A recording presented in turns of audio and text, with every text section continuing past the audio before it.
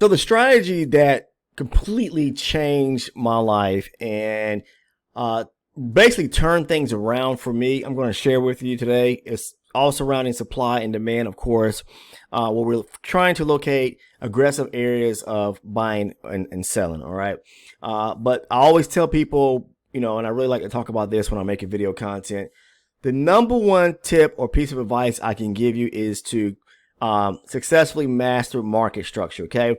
Now, if you're interested in trading the future markets like the NASDAQ, maybe gold, the oil market, you're going to want to watch the video because I'm going to kind of, run through the strategy and how it actually works. Now, if you don't know what I'm talking about when I say multi-chart confluence, let me say this right now before I actually show you, is where we identify a zone within a zone. So it always starts with finding or marking up a zone off of our higher base chart first. And we always want to start with the higher base chart first because we want to be able to identify which way the market is moving. Everything, unfolds in looking at structure and price action as well. The price action piece is what I really pay close attention to when the market is pulling back to a zone I have identified, okay? Both higher base and lower base. So multi-chart confluence, having and marking up number one, the higher base chart first, whether it's a supply or demand zone, and then marking up a lower base chart where there's a zone on the inside of the higher base chart. So that's where we scale down and we're looking at our entry chart. For me, primarily, most of the time, I'm looking at a 120 and 24 range when trading the NASDAQ, okay? If it's the ES, I'm using like a 60 range and a 12 range chart. I don't trade time-based charts. I only trade range-based charts. It's just because I like the way they look. I like the way they move. They're clean to the eye for me to be able to see setup. So, that's the reason why I trade range-based charts, all right? Nothing against, anybody else that trades any other chart style. Now, looking at today's trading session, for example, yes, today was very, very volatile. I will say that right now. It was a bit tough, okay? But it was still some opportunity in which you could have taken some setups from, all right? And I'm just going to show you in, overall some areas, some setups that could have been taken. But again, in doing this for 14 plus years now, I'll say this, trading has really turned my life around because I feel like I found my own edge. I found what I'm passionate about, that I love to actually do, that I can wake up and I'm really, good at doing this.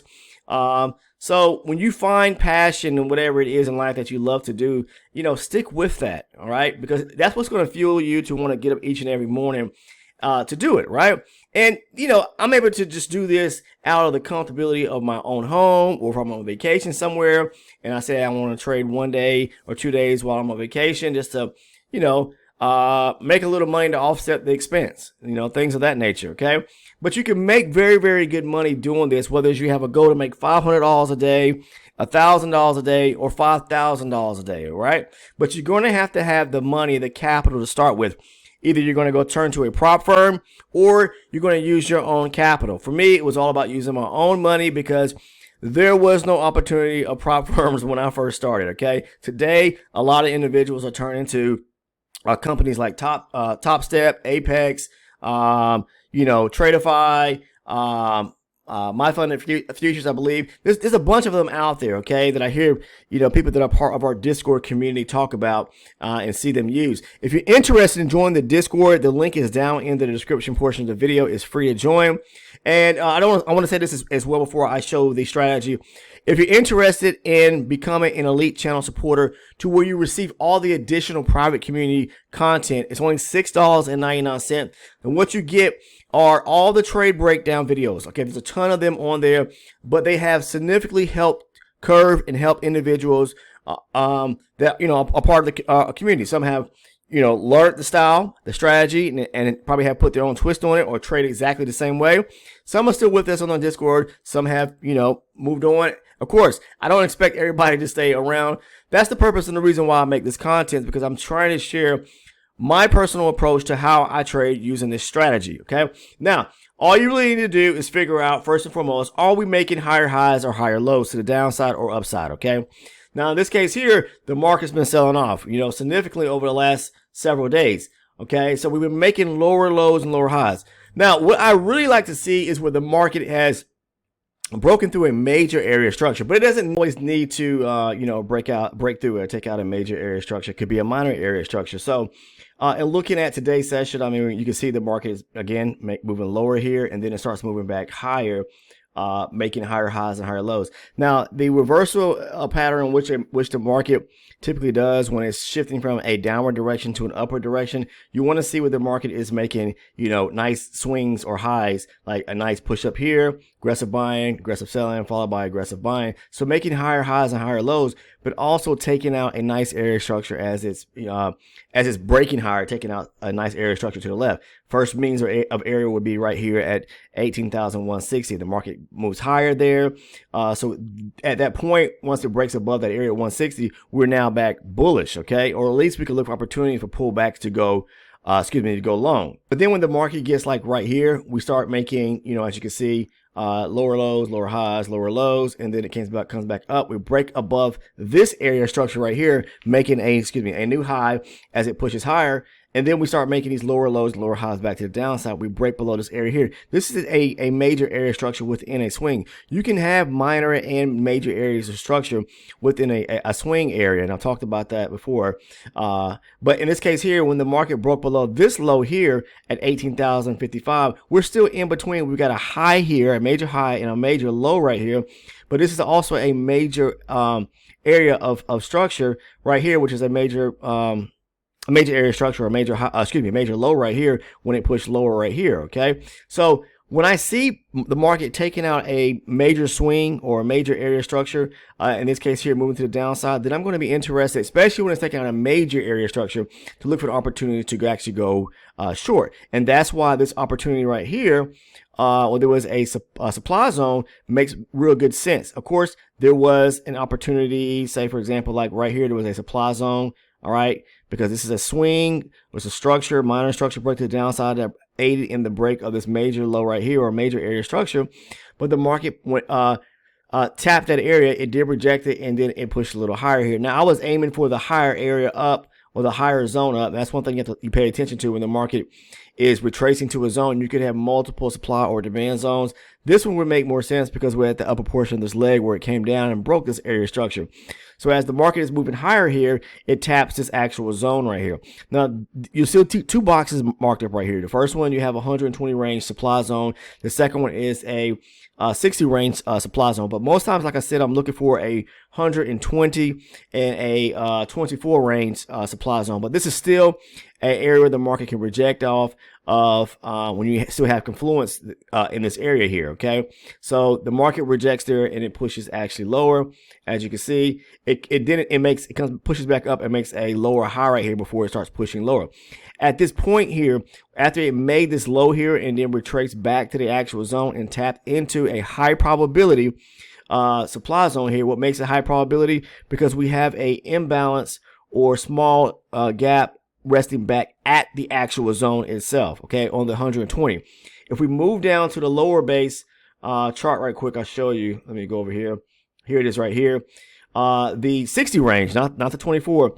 This still gives you enough confluence right here for all those that want to possibly take the trade from 120, maybe a 60 range. There wasn't a 24 range zone on the inside here, so that's why I didn't mark it up. But still, this is two means of chart confluence right here. It taps the 120, and then it also taps the 60 range supply zone on the inside, and the market rejects off of there. That's all we're looking for. Is for one, if you can look for bigger areas or areas where the market is taking out a major area or a low or a major high, then that's going to be it's going to carry more weight than the market breaking through and breaking through or taking out minor areas of structure. In this case here, this was a major structure low that was broken to the downside, and it pulls back, and then the market reacts off of it. Now what happens after that is the market then started making, as it retraced back here, it started pushing lower, making lower lows and lower highs to the downside. Now, it broke through another major, created another area of structure right here. This is a major low right here, okay? As the market was coming lower, this is a major low, pushes back up, making higher highs and higher lows, comes down, takes out this major low here at 18,005, right? So at some point, we're looking for the market to retrace back to a key area of supply once again. But also take a look. It broke through this area here, It made a low, another lower high, and then it came down to the downside, but it took out, see this massive area structure right here? It took out a major low resting right here at 17,820, leaving behind this beautiful area of supply. Now, there was confluence here just as well, but there wasn't any 60 range or 24 range confluence here at this actual higher base zone. I didn't take this trade, and typically I wouldn't not take this trade because there was no other chart confluence, meaning on a lower base, chart like a 60 or a 24 range, but there still was confluence here, even on the 120, because you have, with the market pulled back to this supply zone, aggressive selling, breaking the major low right here. You also had, this supply zone, but you also were up against the 17,850. Half number, round numbers, or levels or zones, or not zones, but levels as well. So that gave confluence right there at that area. Now, when the market started pushing higher, there was another, no, this is low probability right here. Now, right here, you can see this is low probability. I'm going to say this because you see where the market came down and that candle there closed below the bottom end of that bullish candle right there. And the next candle, the wick of it came back. It would fill the gap back in between or at the zone itself. So that makes it low probability. Can the market react off those zones? Of course it can, but I'm not interested in trading low probability zones. Okay, to be honest with you, unless they are areas where there are a decent amount of confluence at that area. Okay, so, and I'll show you an example here in a moment. So as the market's retracing back to the zone here, up to the upside, here's a beautiful area of supply resting right here. Aggressive selling. There's an imbalance on this candle here back to the actual zone itself. The market taps into it. Again, we don't have any multi-chart confluence on the inside of this zone here, but again, the market comes up here. It taps 120 range supply zone. You got a breaker structure here below this area and a breaker structure below this area here. So there you have confluence as well as with 18,150, another half number sitting there. So you have a supply zone and a level, a half number level there at 18,150. Now, this is where it gets a little bit interesting because after it rejected that, it started pushing to the downside right here. All right, and tapping into a demand zone off of the 120. This is low probability, but when I scale down, I'm going to show you where it was actually high probability here on the 60 range. And as you can see, on the 60 range, it taps the 120 range demand zone, right? And this right here is a 60 range demand zone as well. Okay, multi-chart confluence in this area right here. The market pushes up. It broke structure above this area here. You can see it here on the higher base chart where it broke structure above the 18,072 area. So this is a good opportunity to go long off the 120 and the 60 for those that did, but there's also another demand area that rested below at this area here, right below it. So there were two setups back to back, which you could have taken. If you'd have taken this one here, you could have picked up, if you got an aggressive at 17,995, could have taken it on up to 18,000, here 37, 35, and looking at the higher base chart just to fill some gaps in here before it started deciding coming back down to the downside. Now, if you see that it didn't go all the way back up here, because I said this before, lots of times where you have opportunities, not opportunities, but where you have, maybe additional gaps down below off, in a swing. Say, for example, this is a demand area resting down here. If you look down the lower base chart, see that's a demand area on the 60 range chart. So this is low probability here on the higher base 120, but it's high probability on the 60 range. So still, I talked about this before. If you have a low probability setup, okay, all right, either demand or supply, it doesn't really matter. But then you scale down and you see that where there is a high probability setup on the inside of that low probability setup from the higher base chart, that higher base zone can still hold, and it does right here. Okay, it holds right here. The entry is going to be here at 19,045, and it goes all the way up to 19,000, almost 18,000 right there. Okay, and then from there, the market started shooting to the downside. But that's all I'm doing is looking to see areas and following structure as the market is actually moving to identify key areas of supply and demand. But the key to it all is finding confluence where I have not just one means of confluence, but another area or series of confluence. Okay, whether it's a half number, round number, but most times I want to see where I can mark up two confluenced zones, one within the other, a smaller one within the higher base zone on two different charts, my higher base chart and then a lower base chart. Right here, the market came down. This is another area. This is a major low right here. It takes our structure right here. So anybody that took this pullback here around about 125 today, you were solid. This was a 120 range supply zone. I scale down to my, let me scale down to the 24 range right quick. We'll go to that area right here. Look, there was, and both of these are high probability setups as well because both of them have gaps back at the zones. Here we are, taps the 120 range supply zone. There's a 24 range supply zone resting on the inside of the 120. It reacts off of it and goes straight to the downside. You can see right here. Okay. And we go back and look at the higher base chart.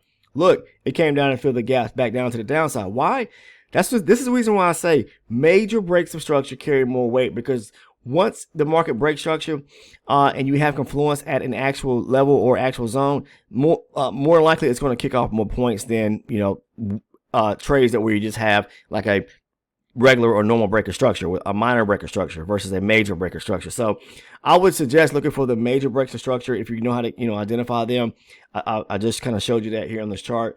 But again, just kind of looking at it, this was a major breaker structure. It made higher highs and higher lows, taking out structure to the left before coming back down and taking out the major structure here. Okay. Same thing here. It pulled back right here, creating lower lows and lower highs, taking out some structure to the left before going back up here, taking out structure here, but then coming back down to the downside and taking out this low right here, which was a area structure or a major low resting right there. But we also have one here at the downside. So looking and waiting for the bigger structure breaks is more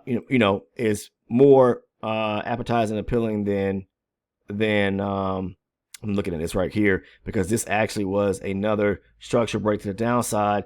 It pushed up, created structure, creating higher highs and higher lows, taking out structure here before breaking this major low right here, came back up here. Now this is a low probability 120 range zone, but let's look at it right quick to see what it was on the 24 range right quick. Let me go to that zone.